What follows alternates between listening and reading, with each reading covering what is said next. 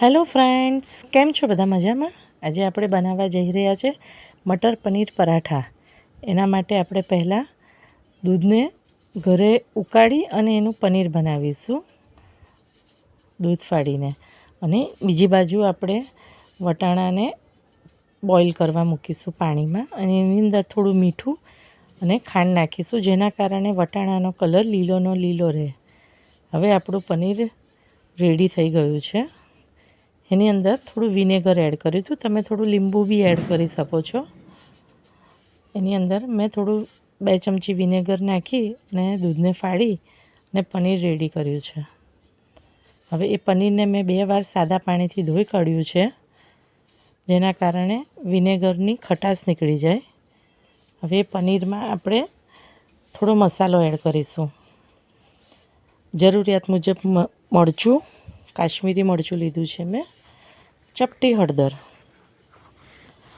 સ્વાદ મુજબ મીઠું, થોડો ગરમ મસાલો અને થોડાક ધાણા. હવે એ બધા સ્ટફિંગને આપણે મિક્સ કરી લઈશું, એટલે આપણે પનીરનું સ્ટફિંગ રેડી થઈ જશે. હવે વટાણા આપણા રેડી થઈ ગયા છે. આપણે એક મિક્સરમાં લઈ અને એની અંદર આદું અને મરચાં વટાણામાં એડ કરીને એને ક્રશ કરી લઈશું. હવે આપણું એ બેટર બી રેડી છે. એને આપણે એક બાઉલની અંદર મટર, વટાણા અને આદુનું મિક્સરને કાઢી લઈશું. હવે એની અંદર આપણે થોડો ઘઉંનો લોટ એડ કરીશું. તમે મેદાનો બી લઈ શકો છો, પણ મેં ઘઉંનો લીધો છે.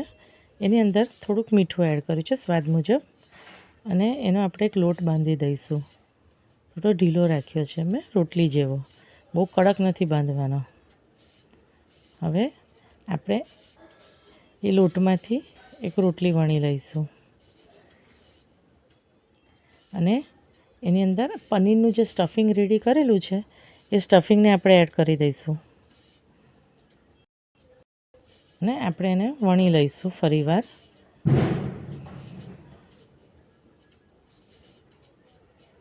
તમે એની અંદર જેનું ફાવે એનું સ્ટફિંગ બનાવી અને એડ કરી શકો છો. અત્યારે મેં મટર પનીર લીધું છે, એટલા માટે મેં પનીરનું સ્ટફિંગ લીધું છે. તમે જોઈએ તો બટાકાનું સ્ટફિંગ બી લઈ શકો છો. આલુ મટર પરાઠા બી રેડી થઈ શકે છે એનાથી. હવે આપણે એને ભરી અને વણી લીધું છે, અને આપણું પરાઠું રેડી થઈ ગયું છે વણીને. હવે આપણે એને શેકી લઈશું.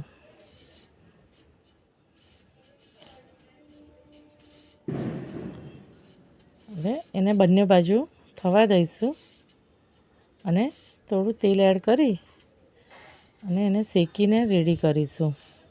એને થોડું ધીરા ગેસે થવા દઈશું, બહુ ફૂલ ગેસે કરવાનું નથી એને, થોડા મીડિયમ ગેસે જ કરીશું. એટલે સરસ શેકાઈ અને રેડી થશે આપણું પરાઠું. અને એને તમે ચટણી સાથે બી ખાઈ શકો છો, અને દહીં સાથે બી ખાઈ શકો છો. તમને જેની સાથે ફાવે એની સાથે ખાઈ શકો છો.